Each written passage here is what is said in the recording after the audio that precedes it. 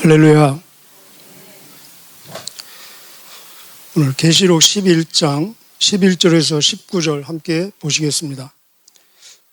오늘 본문의 최소한 13절까지는 우리 지난 금요일 날 본 내용들의 연속된 이야기이고 또 그 내용들의 결론입니다. 그래서 13절까지는 지난 금요일 보신 그 내용들을 좀 기억을 하시면서 보면 도움이 되겠습니다. 11절에 3일 반 후에 우리 예수님이 3일 만에 부활하셨죠. 곧 가까운 시일 안에 그런 뜻입니다. 하나님께로부터 생기가 그들 속에 들어가매 그들이 부활해서 승천해서 예수님과 함께 있는 모습을 보여주고 있습니다. 여기 그들이 누구입니까? 그들은 우리 금요일 본 네 가지 표현으로 나와 있습니다. 동일한 인물을 네 가지 표현으로 나와 있는데 두 증인, 두 감람나무, 두 촛대, 두 선지자 이렇게 나와 있습니다. 둘은 복수죠. 공동체, 연합. 우리 성도라는 단어도 둘 이상입니다. 예수님 말씀하시기를 두세 사람이 내 이름으로 모인 곳에 나도 그들 중에 함께 있을 것이다. 이 같은 인물에 대한 네 가지 표현을 통해서 세상을 향한 성도의 교회의 사명이 네 가지인 것을 보여주고 있습니다. 우리의 세상을 향한 사명은 증인, 전도의 사명입니다. 사도행전 1장 8절에 성령이 너희에게 임하시면 너희는 나의 강력한 증인이 될 것이다. 두 번째 성도의 사명은 중보 기도의 사명이 있습니다. 우리 이런 재앙 이야기들을 통해서 하나님께서 성도의 기도의 응답으로서 역사하시는 모습을 여러 번 보아왔습니다. 또 우리의 사명은 빛을 발하는 사명입니다. 착한 행실을 보여줄 사명이 있습니다. 예수님 말씀하시기를 너희는 세상의 빛이다. 너희 착한 행실을 보여주어서 저희로 하여금 하늘에 계신 너희 아버지께 영광을 돌리게 해라. 또 우리의 사명은 예언하는 사명이 있습니다. 예수를 믿으면 이렇게 되고 예수를 믿지 않으면 이렇게 될 것이다. 우리가 말해주지 않으면 누가 말해줄 수 있겠습니까? 미리 얘기해 줘야 됩니다. 죽으면 기회가 끝나지 않습니까? 이것을 미리 얘기해 주는 것이 예언입니다. 이러한 사명을 준 자들이 보면은 권세를 받았는데 죽음을 당하지 않습니까? 순교당하지 않습니까? 여러분 기억하십시오. 순교는 능력이고 권세의 절정입니다. 우리 스데반 잘 아시죠? 스데반은 성령이 충만하고 믿음과 지혜가 충만해서 권세를 받은 사람입니다. 그런데 그 권세의 능력으로 순교하는 모습을 볼 수 있습니다. 순교는 내 힘으로 하는 것이 아닙니다. 하나님이 공급하시는 능력, 권세로 할 수 있는 것입니다. 우리 예수님이 힘이 없어서 무기력해서 죽으신 것이 아니라 이 세상 모든 죄를 다 짊어지시고 세상 문제를 능히 감당할 수 있는 능력과 권세가 있으시기 때문에 자발적으로 죽음을 선택하신 것입니다. 우리가 복음 때문에 겪을 수 있는 고난, 환난, 박해는 능력입니다. 권세입니다. 예수님이 부활 승천하신 것처럼 이렇게 예수님 때문에 예수님을 위해서 죽은 자들은 반드시 예수님처럼 부활하고 또 승천한다는 것입니다. 우리 에베소 2장 5절에도 우리를 그리스도와 함께 살리시고 또 함께 일으키사 하늘에 함께 앉히셨느니라 라고 말씀하고 계십니다. 바로 그들에게 하나님의 생기가 들어가매 여러분 생기 있으시죠? 생기로 충만하시기를 축복합니다.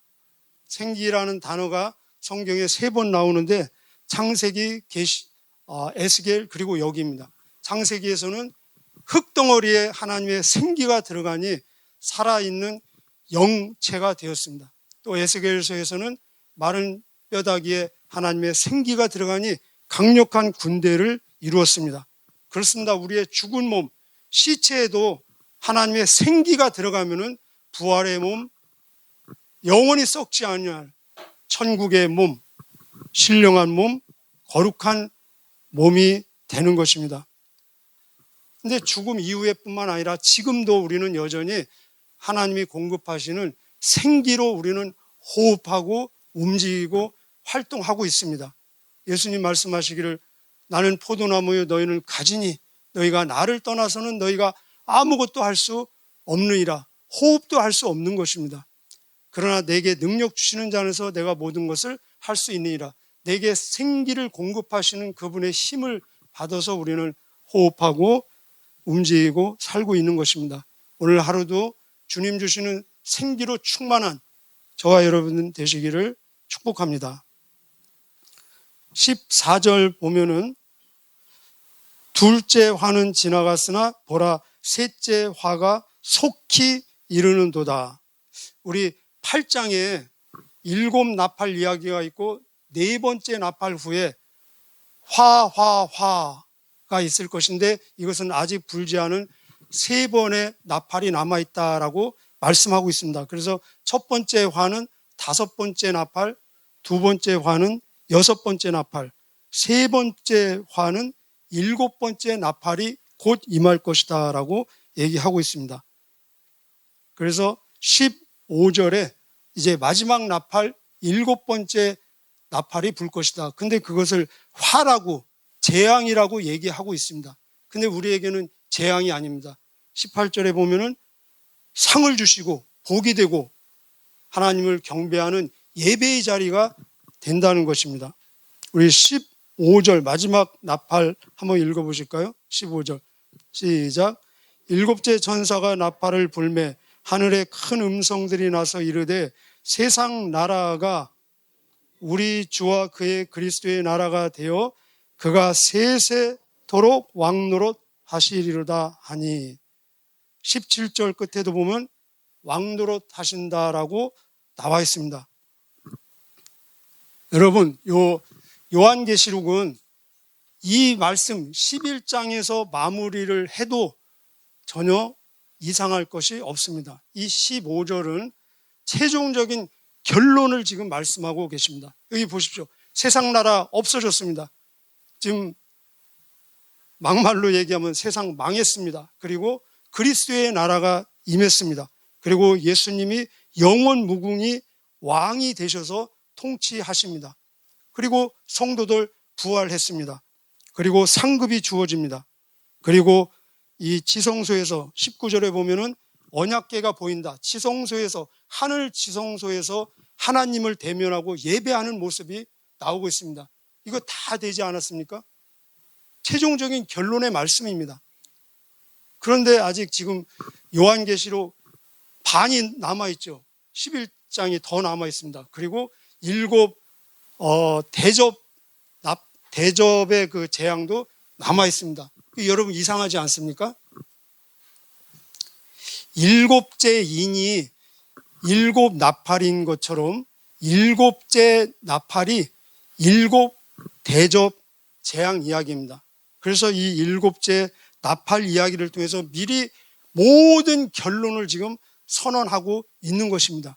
그리고 다시 또 이 결론에 이르는 세부사항을 12장부터 다시 또 설명하고 있는 것입니다. 마치 우리 창세기 1장 천지창조 이야기를 보면은 1장 1절에 태초에 하나님이 천지를 창조하시니라 모든 창조 이야기의 결론을 먼저 선포하고 그리고 나서 2절부터 31절까지 첫째는 둘째는 셋째는 세부사항을 다시 자세하게 소개하는 것처럼 오늘 본문도 최종적인 결론을 이미 다 말씀으로 선포해 주고 다시 세부사항을 다시 소개하는 모습을 볼 수 있습니다. 이 결론적인 선언을 통해서 우리가 적어도 3가지를 기억하며 우리의 삶에 적용을 날마다 하는 거룩한 경건의 연습이 있어야 될 것입니다. 첫째는 지금 이 계시록에 재앙 이야기가 많이 나오는데 성도에게는 재앙이 절대로 없습니다. 그리고 이 세상은 언젠가는 다 없어질 것입니다. 우리에게는 이 세상에서 고난도 있고 환난도 있고 시련도 있고 훈련도 있고 박해도 있고 심지어 순교까지도 있을 수는 있지만 재앙은 절대로 없습니다. 18절에 보면은 상이 주어지는 모습을 볼 수 있습니다. 그리고 이 세상은 다 결국은 없어진다는 것입니다. 눈에 보이는 것은 다 잠깐이요. 눈에 보이지 않는 것이 영원한 것이니 우리 예수님도 계속 말씀하십니다. 천지는 없어지겠으나 내 말은 없어지지 아니하리라. 그래서 요한 1서 2장에 보면은 너희는 이 세상이나 세상에 있는 것들을 사랑하지 말라. 세상을 사랑하면 그 속에 하나님 아버지의 사랑이 없다. 이 세상에 있는 것은 육신의 정욕, 안목의 정욕, 이생의 자랑이니 아버지께로부터 온 것이 아니요 세상으로부터 온 것이니라. 이 세상도 이 세상의 모든 욕망, 정욕도 다 없어지되 하나님의 뜻을 행하는 자는 영원히 거하느니라. 아멘. 꼭 기억하시고 세상을 안 사랑하는 연습을 주님 앞에 서는 순간까지 저와 여러분 계속 해야 될 것입니다. 두 번째, 이 미리 말씀해 주시는 것을 통해서 여기 17절에 보면은 이르되 감사하옵나니 옛적에도 계셨고 지금도 계신 주 하나님, 뭐 하나 빠진 것 같지 않습니까? 1장 8절, 4장 8절에 보면은 전에도 계셨고 지금도 계시고 장차 오실 미래도 얘기하는데 여기는 이제 미래가 빠졌어요. 왜 그렇습니까? 이미 온 것으로 간주하는 것입니다. 미래를 앞당겨서. 신앙은 무엇이냐? 믿음의 힘은 무엇이냐? 미래를 앞당겨서 지금 살아내는 힘이 신앙의 힘이요 믿음의 저력이라는 것입니다. 우리 히브리서 11장 1절에 믿음은 바라는 것의 실상이요 보이지 않는 것의 증거니라. 현실을 무시하지 않습니다. 현실에 충실하면서도 미래를 기대하며 준비하며 미래를 앞당겨서 현재에 적용하며 살아내는 힘이 믿음의 힘이라는 것입니다. 우리 이 세상에도 그런 예가 얼마든지 있지 않습니까? 예를 들면은 내가 지금 약혼을 했습니다. 약혼을 하고 1년 후에 결혼식을 할 것입니다. 그럼 그 1년은 어떤 삶이 되겠습니까? 그 1년 후에 있을 결혼식을 기대하며 준비하며 결혼을 한 것을 전제하고 살지 않겠습니까? 근데 그 1년 동안 딴 사람 기웃거리면은 그것은 심한 반칙이고 배반입니다. 만약에 약혼자가 그 사실을 알면은 얼마나 불쾌하겠습니까? 근데 우리는 예수님과 약혼 상태로 지금 결혼식을 앞에 두고 있습니다. 실감이 나십니까? 안 나십니까?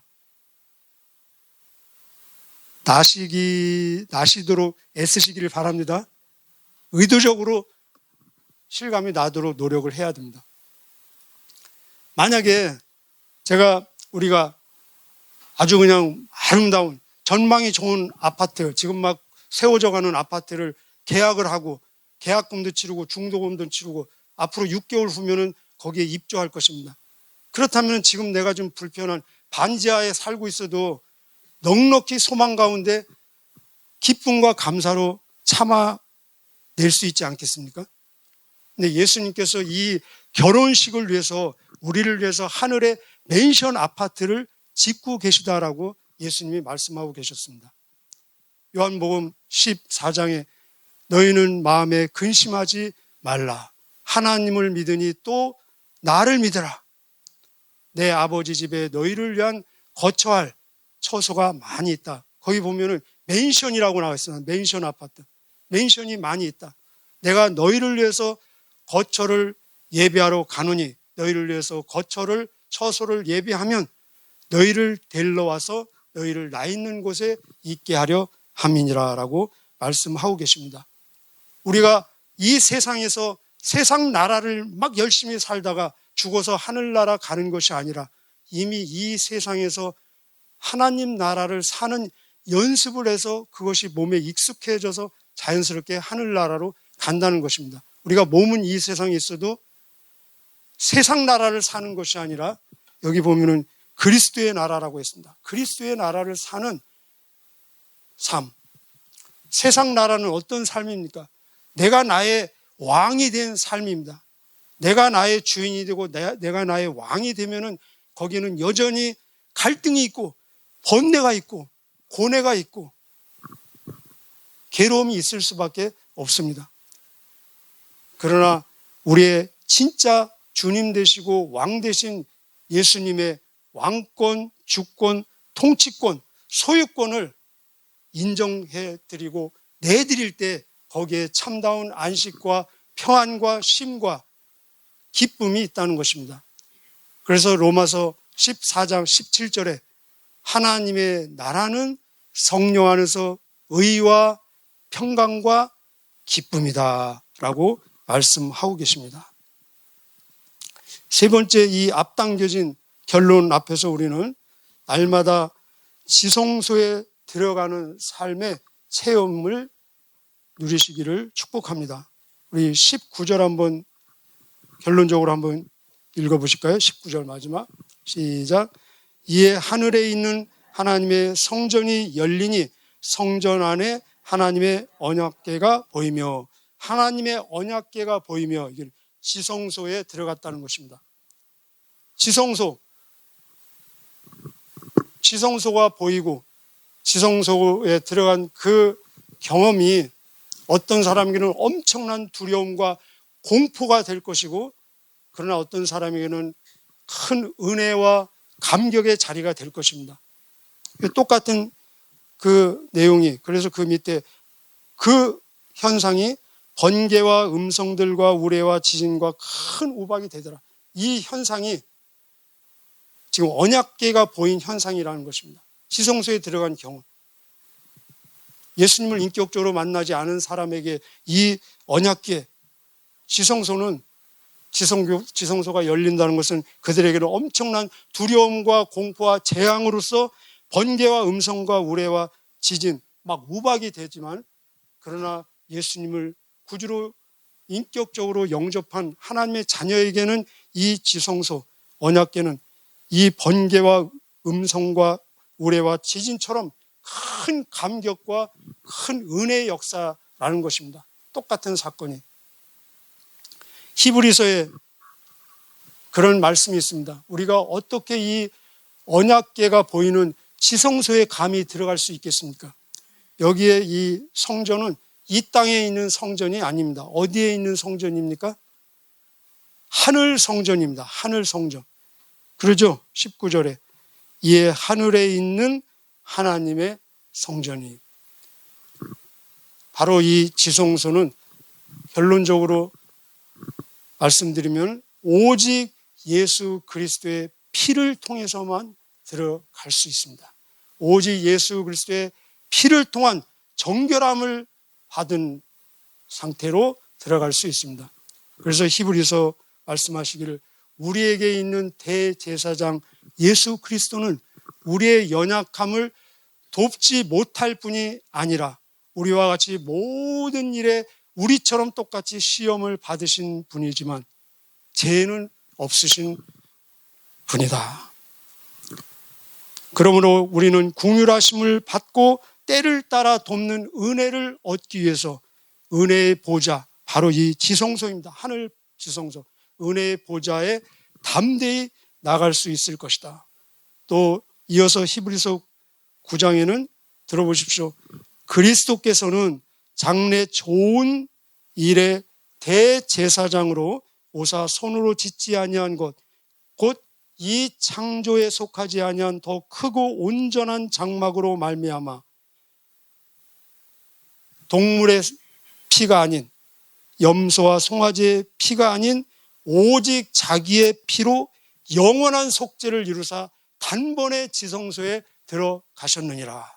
그러므로 형제 자매들이여 우리가 예수의 피를 힘입어서 지성소에 들어갈 담력을 얻었나니 이 길은 휘장 가운데 열린 살아있는 새로운 길이요 그 휘장은 예수 그리스도의 몸이다라고 말씀하고 있습니다.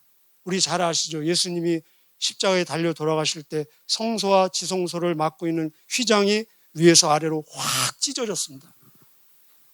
휘장이, 우리 커튼이 확 찢어졌습니다. 그런데 히브리서 10장 20절에 설명하기를 이 찢어진 휘장은 바로 십자가에서 찢어진 예수님의 몸이다라고 말씀하고 있습니다.